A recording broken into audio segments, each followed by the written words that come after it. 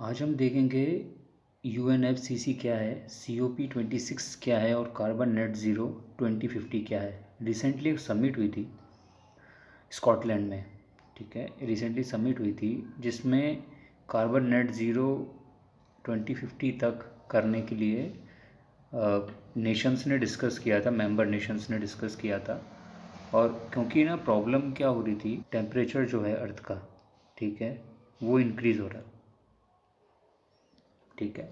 UNFCCC की ज़रूरत हमको क्यों पड़ी, सबसे पहले हम ये समझेंगे, ठीक है। तो टेम्परेचर अर्थ का इंक्रीज़ हो रहा था, अब इसको कंट्रोल करना पड़ेगा। क्यों? हमारी जनरेशन्स, आगे आने वाली जनरेशन्स यहीं पे रहेंगी, क्योंकि इतना ज़्यादा पोल्यूशन बढ़ गया है, कार्बन डाइऑक्साइड इतना ज़्यादा निकलता है। किसी भी चीज़ को हम बर्न करते हैं तो उसमें 95% कार्बन डाइऑक्साइड ही निकलता है, ठीक है। तो होता क्या है कि टेम्परेचर इंक्रीज़ हो रहा था इस वजह से, ठीक है। ऐसे नेशंस थे जो डेवलप्ड हो चुके हैं और जैसे डेवलपिंग कंट्रीज़ हैं जैसे इंडिया, ठीक है।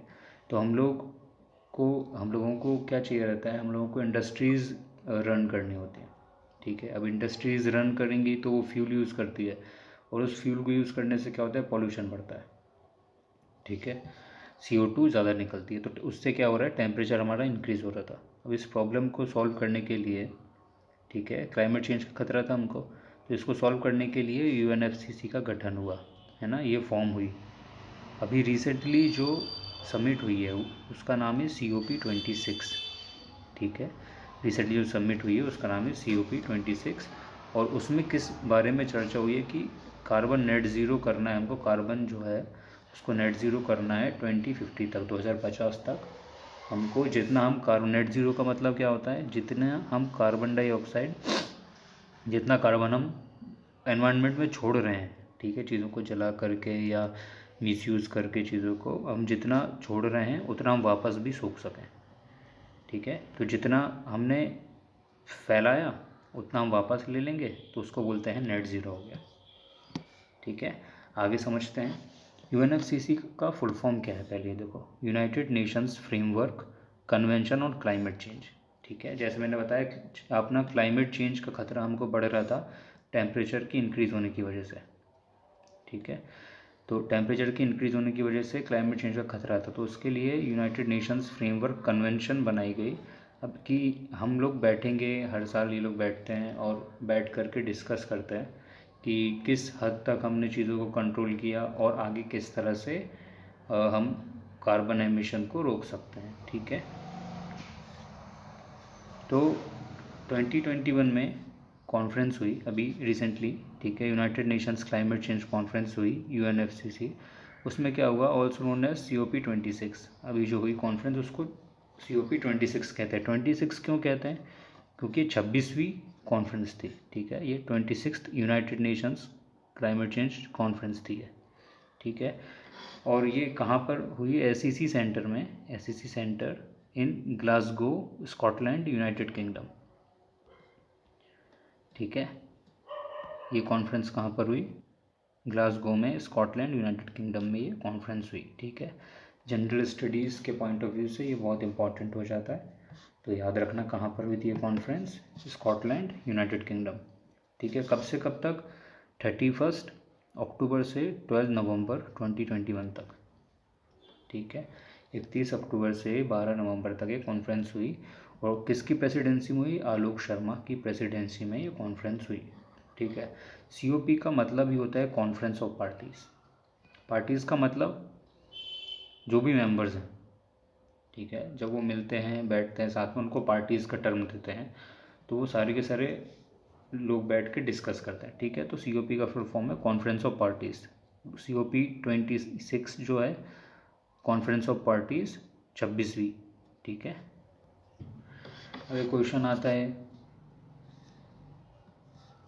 हाँ, तो यूनाइटेड नेशंस कॉन्फ्रेंस, एक यूनाइटेड नेशंस कॉन्फ्रेंस थी एनवायरनमेंट और डेवलपमेंट के ऊपर, ठीक है। ये बनी थी रियो दे जेनेरियो में, ब्राज़ील, 3 से 14 जून 1992 में, ठीक है।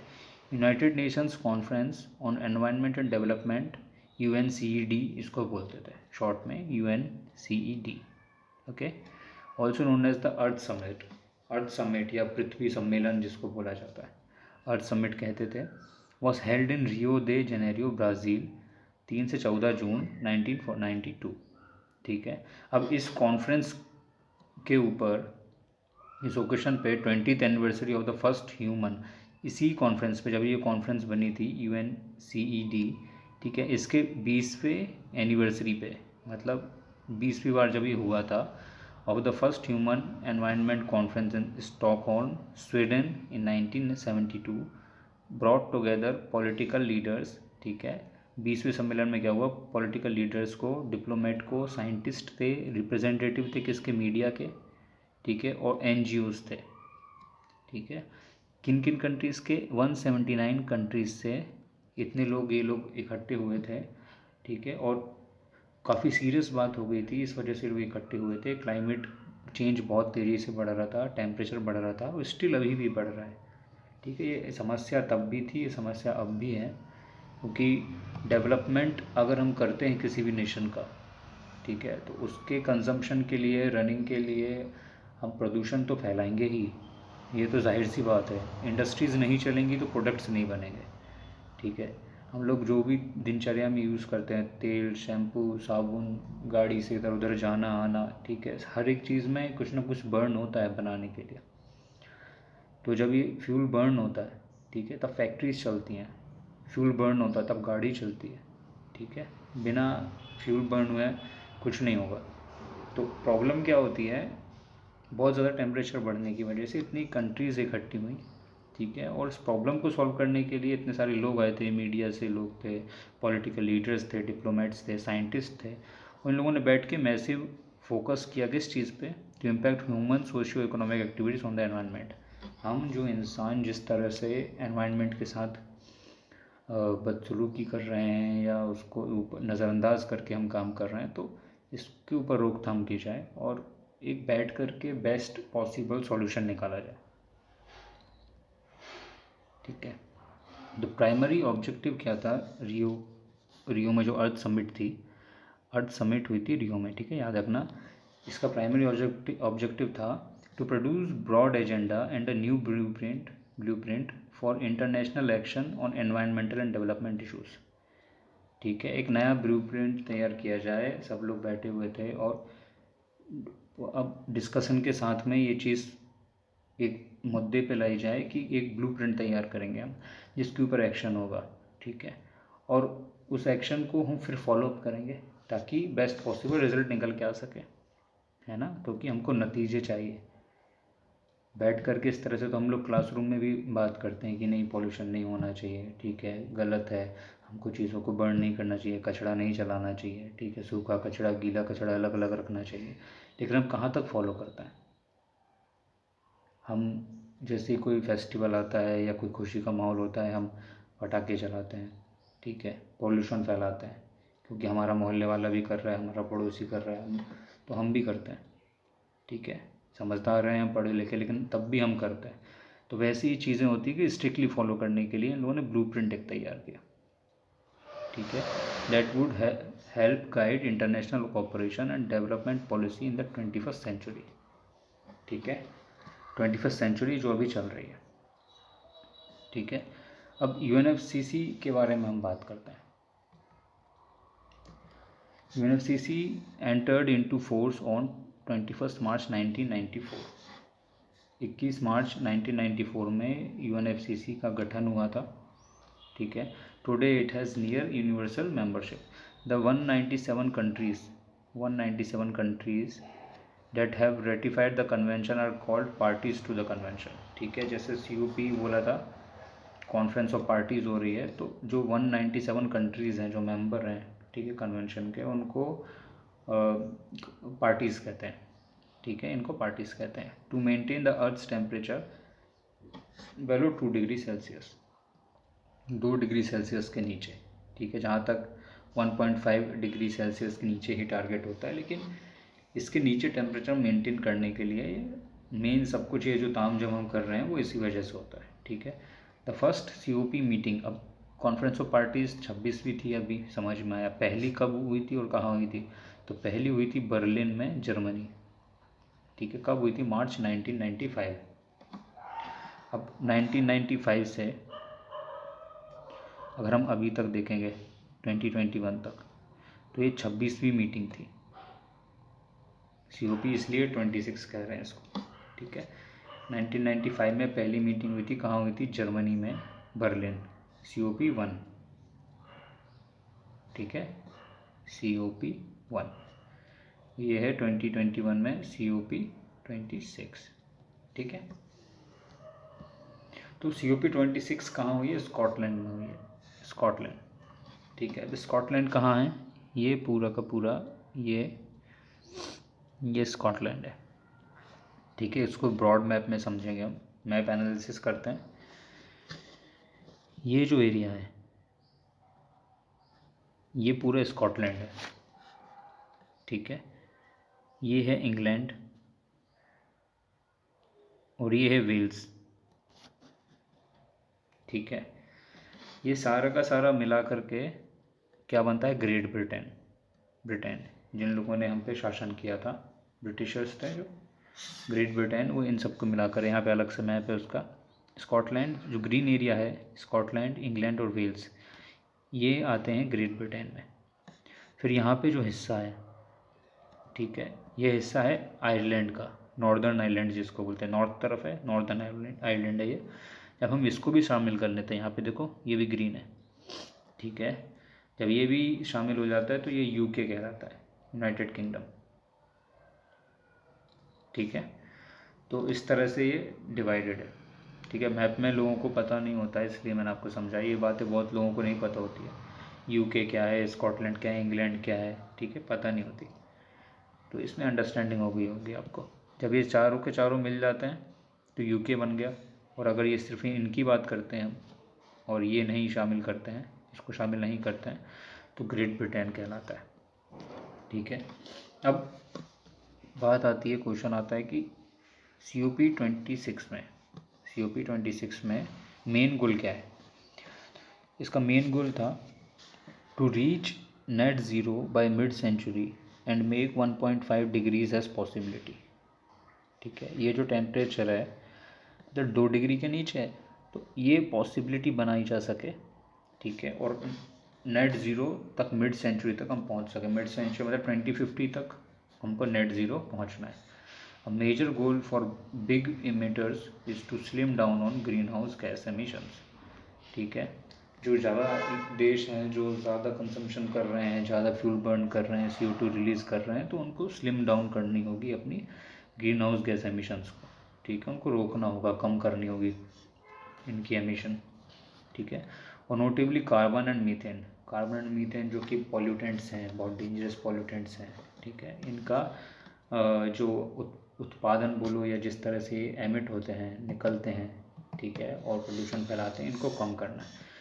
दूसरा क्या था हमारा goal? Protect nature and human populations, ठीक है। नेचर और ह्यूमन पॉपुलेशन को प्रोटेक्ट करना। अब नेचर की क्यों ज़रूरत है? क्योंकि क्या होता है, नेचुरल चीज़ें होती हैं, जैसे ओशियन हुआ, ठीक है, फॉरेस्ट हुआ, प्लांट्स हुआ, ये नेट ज़ीरो करने के लिए मदद करते हैं। कैसे? ऑक्सीजन ज़्यादा प्रोड्यूस करते हैं, ठीक है। अब ऑक्सीजन ज़्यादा प्रोड्यूस करते हैं तो नेट ज़ीरो होने में हमारी हेल्प हो जाएगी। तो नेचर को अगर हम अभी भी उसी रेंज से बर्बाद करते रहेंगे, फॉरेस्ट काटते रहेंगे, डिफॉरेस्टेशन होता रहेगा, तो ये हमारी प्रॉब्लम को कम करेगा या बढ़ाएगा? ये हमारी प्रॉब्लम को बढ़ाएगा, ठीक है। तो हमको क्या करना है? नेचर को प्रोटेक्ट करना है, ज़्यादा से ज़्यादा प्लांट्स प्लांट करने हैं, ट्रीज़ प्लांट करने हैं, ठीक है हमको, ताकि 2050 तक जो हम आज एक पेड़ लगाते हैं 5 से 10 साल में वो बहुत बड़ा हो जाता है, ठीक है। तो वो ऑक्सीजन प्रोड्यूस करेगा, तो उससे क्या होगा? कार्बन डाइऑक्साइड ज़्यादा है हवा में, तो उसको सोखेगा कौन? पेड़ सोखेगा, प्लांट जो है वो सोखेगा, ठीक है, ऑक्सीजन प्रोड्यूस करेगा। तो उससे क्या होगा? हमारा नेट ज़ीरो होने में हमारी हेल्प होगी, ठीक है। दूसरे जो सबसे बड़े कंजम्पशन करते थे कार्बन डाइऑक्साइड के, वो थे ओशियंस, ठीक है। लेकिन ओशियंस के साथ क्या हुआ कि अभी ओशंस की एक क्षमता, एक लिमिट है, ठीक है, वो एकदम टच हो गई है। अब वो इससे ज़्यादा कार्बन डाइऑक्साइड ले नहीं पा रहा, ठीक है, उससे ज़्यादा वो ले नहीं सकता। तो जो अभी है वो है क्या? प्लांट्स, ठीक है। तो हमको नेचर को बचाना है और ह्यूमन पॉपुलेशंस को बचाना है। Put more capital into climate initiatives. अब हम लोगों के हर कंट्रीज़ में बजट्स होते हैं, ठीक है, तो एक ज़्यादा से ज़्यादा हमको कैपिटल रेज करना होगा, ठीक है। अब ये जैसे इस तरह की ऑर्गेनाइजेशन होती है, UNFCCC हो गया, इस तरह के ऑर्गेनाइजेशन को मिल के और एक कैपिटल रेज करना होगा। उस कैपिटल में जो डेवलप्ड कंट्रीज़ हैं, ठीक है, उन लोगों को हेल्प करनी होगी उन कंट्रीज़ की जो डेवलप होना चाहती हैं, ठीक है। अब डेवलप होने के लिए वो क्या करते हैं, फ्यूल बर्न करते हैं, कोल बर्न करते हैं, पेट्रोलियम, गैसोलीन, ये सब इस्तेमाल करते हैं। उससे कार्बन ज़्यादा इमिट होता है, तो उनको कुछ ना कुछ ऐसी चीज़ें प्रोवाइड करानी होगी जो इसका अल्टरनेटिव हो सके, ठीक है। तो कैपिटल से क्लाइमेट इनिशिएटिव्स लेने होंगे, ठीक है। अब ये चौथा है, इसमें क्या है, work together to complete the Paris rule book, ठीक है, ये है फोर्थ गोल, ठीक है। अब पेरिस रूल बुक क्या है, पेरिस एग्रीमेंट क्या है, ये समझते हैं, ठीक है। इस एग्रीमेंट में legally binding international treaty on climate change, Paris agreement क्या था, लीगल बाइंडिंग इंटरनेशनल ट्रीटी थी क्लाइमेट चेंज के ऊपर, ठीक है। It was adopted by 196 parties ने इसको अडॉप्ट किया था, एग्रीमेंट बनाया था, उसको 196 पार्टीज़ ने अडॉप्ट किया था, ठीक है। कौन सी कॉन्फ्रेंस में, COP21 में, 21वीं जो समिट हुई थी, ठीक है, पार्टीज़ की जो 21st कॉन्फ्रेंस थी पेरिस में हुई थी वो, ठीक है, इम्पॉर्टेंट है, 12 दिसंबर 2015 में हुई थी, ठीक है। और लागू कब से हुई थी, 4 नवंबर 2016 से वो लागू हुई थी, ठीक है। तो उसमें जो 196 पार्टीज़ थी वो लीगली बाइंड हो गए थे, कानून से बंध गए थे इंटरनेशनल ट्रीटी में क्लाइमेट चेंज के ऊपर, ठीक है। उसका गोल क्या था, इसका गोल था कि लिमिट करना है global warming to well below 2, ठीक है, प्रेफरेबली 1.5 डिग्री सेल्सियस, ठीक है, 2 डिग्री सेल्सियस या उसके नीचे जो हम बात करें तो 1.5 डिग्री सेल्सियस के आसपास उसको कम करना है, ठीक है, compare to previous industrial levels, okay.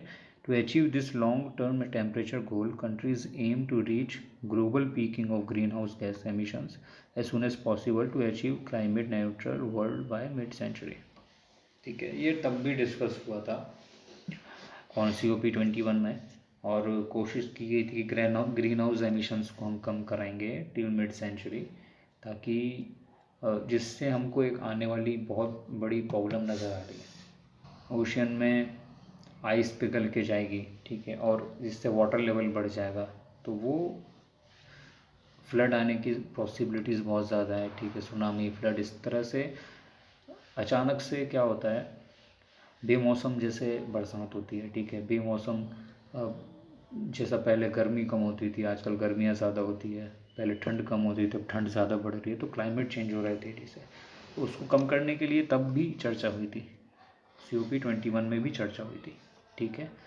तो उस एग्रीमेंट पे हमको रहना है, work together to complete the Paris rule book, इसी वजह से उन्होंने कहा कि जो रूल बुक उन्होंने बनाई थी पेरिस एग्रीमेंट, ठीक है, उसके ऊपर काम हो तेज़ी से, नज़रअंदाज ना किया जाए। और ये सब बातें कब हुई थी, 31 अक्टूबर से नवंबर 12 तक, ठीक है, ये सारी बातें हुई, और जिसमें 120 नेशंस ने पार्ट लिया, ठीक है।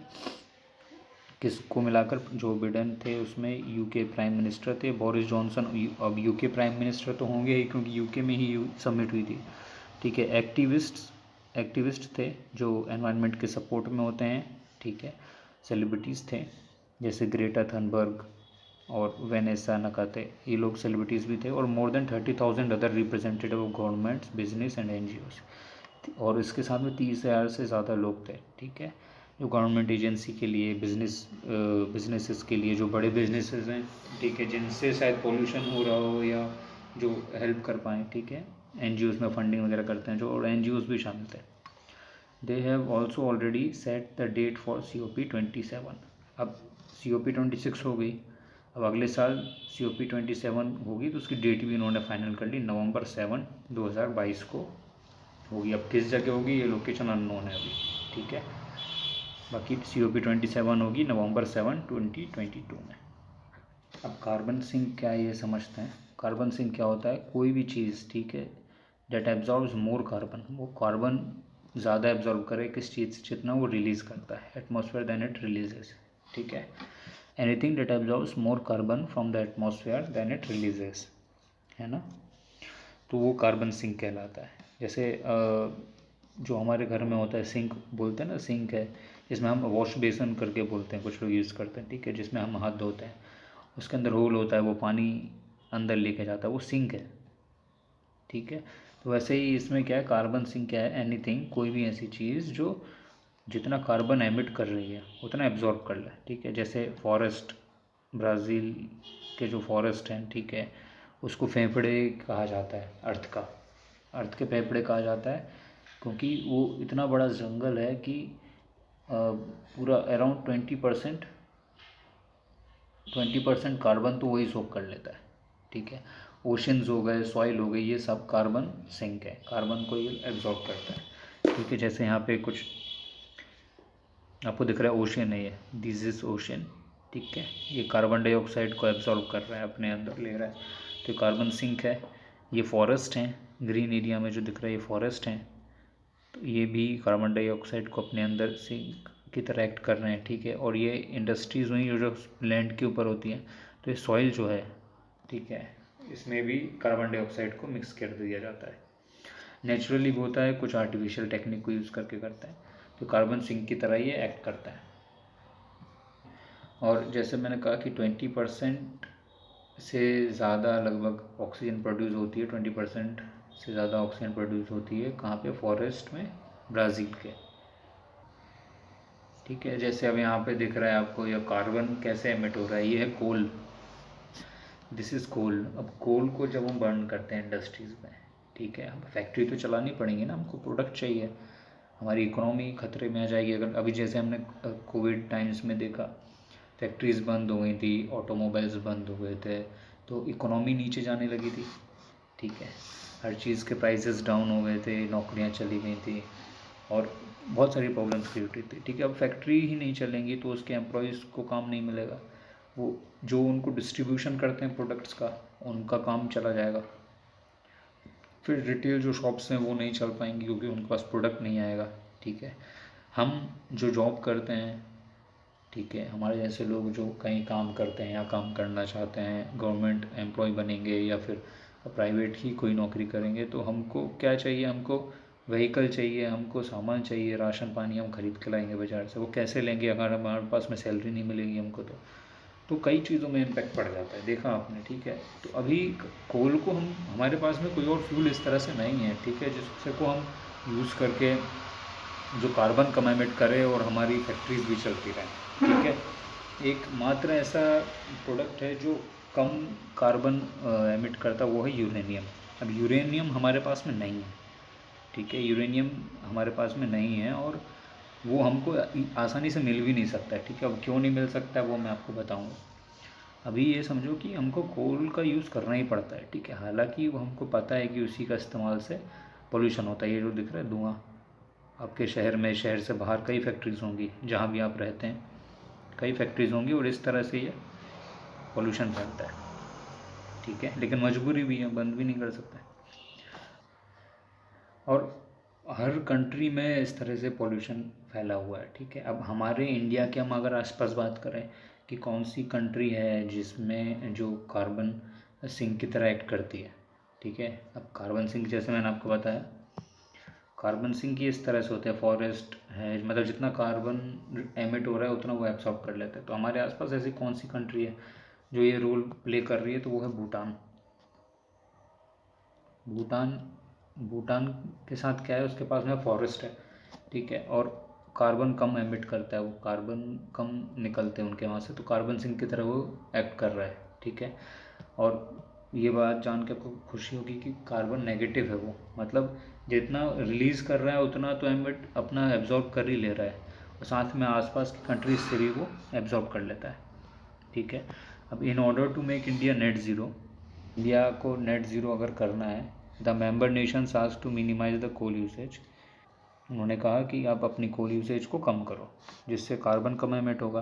अब प्रॉब्लम क्या है कि we need energy to run factories, जो मैंने आपको बताया, more products to maintain our economy. If coal usage will be minimized, then we need another source to generate energy. अब इंडिया आज टू सप्लाई यूरेनियम, इंडिया ने कहा हमको uranium दे दो जिसको हम यूज़ करके न्यूक्लियर एनर्जी बनाएंगे, ठीक है, और इसको यूज़ करेंगे फैक्ट्रीज़ को रन करने के लिए, ठीक है। ये लगभग नेग्लिजिबल के आसपास पॉल्यूशन रिलीज़ करते हैं, ठीक है, अब यूरेनियम की कुछ प्रॉपर्टी हम समझ लेते हैं। इसका जो 238.03 लिखा है, ये है इसका एटॉमिक वेट यूरेनियम का, ठीक है। और ये 92 जो है वो एटॉमिक नंबर है। यूरेनियम का सिंबल होता है यू, ठीक है। ठीक है, इस तरह से कुछ इस तरह से दिखता है। और यहाँ पे उसकी प्रॉपर्टीज़ दी हुई हैं, सिंबल उसका, इलेक्ट्रॉन कन्फिग्रेशन क्या है, यू नेम क्या है, फिजिकल स्टेट क्या है, सॉलिड होती है इसकी, ठीक है, फिजिकल स्टेट सॉलिड होती है। तो ये कुछ इसकी कन्फिग्रेशंस दी हुई हैं, ठीक है। अब हम समझते हैं कि इंडिया को यूरेनियम आसानी से मिल क्यों नहीं सकता, ठीक है। अब इंडिया को इसलिए नहीं मिल सकता क्योंकि हम NSG के सदस्य नहीं हैं, ठीक है। NSG के सदस्य नहीं है, जो कि जिसका फुल फॉर्म है न्यूक्लियर सप्लायर ग्रुप, ठीक है। अब ये बना था 1974 में। इसमें टोटल 48 कंट्रीज़ हैं, जिसमें इंडिया मेंबर नहीं है। क्या हुआ, तो पहले ये एक षड्यंत्र रचा जा रहा था कि जिन कंट्रीज़ के पास में न्यूक्लियर वेपन है उनके अलावा किसी और के पास में ना हो। अब इससे क्या दिक्कत थी, हमारे साथ क्या प्रॉब्लम हो जाती, जैसे चाइना से आज हमारे रिलेशंस आपको पता है कैसे हैं, ठीक है। झगड़े कभी भी हो जाएं, कभी इस तरह से प्रॉब्लम हो जाती है। अब चाइना ज़्यादा बड़े कदम क्यों नहीं ले सकता, ठीक है, कभी न्यूक्लियर अटैक क्यों नहीं कर सकता, क्योंकि उसको पता है कि हमारे पास भी न्यूक्लियर वेपन है, हमारे पास भी परमाणु हथियार है। तो वो डर के रहता है। अगर हम टेस्ट नहीं करते छुप करके, जो आपने मूवी देखी होगी जॉन अब्राहम की, ठीक है, अगर हम वैसा अटैक नहीं करते, हम लोग टेस्ट नहीं करते, सॉरी अटैक नहीं, हम टेस्ट नहीं करते, तो हमारे पास में न्यूक्लियर वेपन नहीं होता, ठीक है।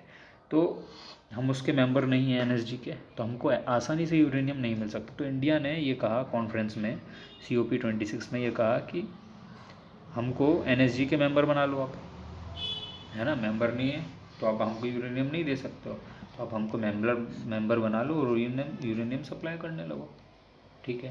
तो जब हमारे पास में दूसरा सोर्स होगा एनर्जी बनाने का, जिससे हम न्यूक्लियर एनर्जी बना लेंगे हम यूरेनियम से, तो हम कार्बन एमिशन हमारा कम हो जाएगा। अब कार्बन एमिशन कम हो जाएगा तो ये नेट ज़ीरो हम 2050 तक ही कर देंगे, ठीक है। नहीं तो अभी इंडिया कह रहा है कि हम नेट ज़ीरो करेंगे 2070 तक, क्योंकि हमारे पास में जैसे कोई और सोर्स नहीं है एनर्जी बनाने का। तो कोल है जो, जिससे फैक्ट्रीज चलती हैं, ठीक है।